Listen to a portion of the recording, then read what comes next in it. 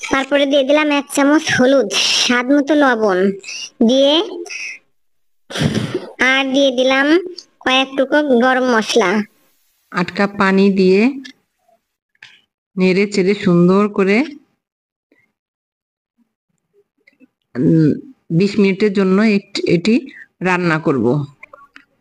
তারপরে একটি fry pan নেব। ফ্রাই প্যানে আমি ডিম ভুনার জন্য একটু সাদা তেল দিয়ে দেব।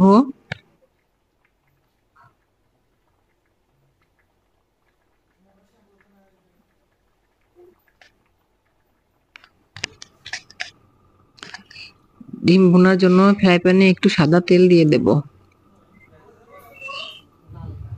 তারপরে তেলে আমি কয়েকটা শুকনো লঙ্কা, যা পেঁয়াজ মরিচ ভর্তা করার জন্য, শুকনো লঙ্কাটাকে ভেজে নেব।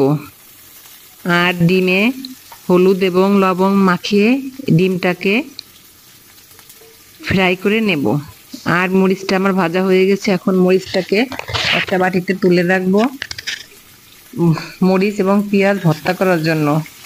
ডিমটাকে উল্টিয়ে পাল্টিয়ে ফ্রাই করে নেব।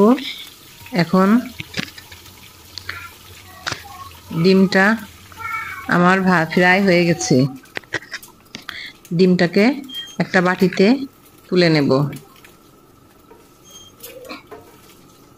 তারপরে এই তেলের ভিতরে আমি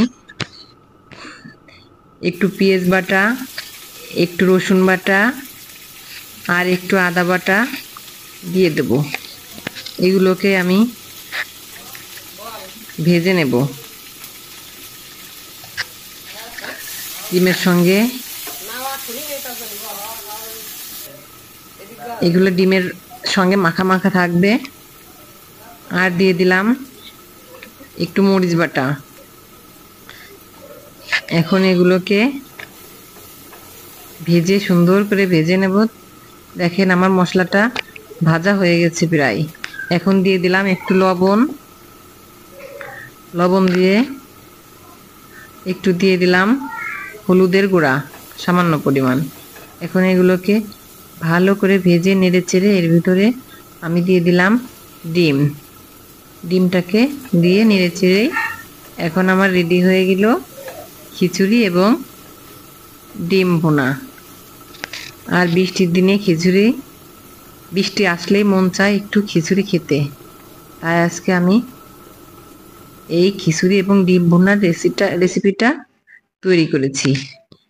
আর আমার বাসায় ছিল ফ্রিজে আচার, লেবু কেটে নিলাম আর এই শুকনো মরিচ পেঁয়াজের ভর্তাটা করে নিলাম।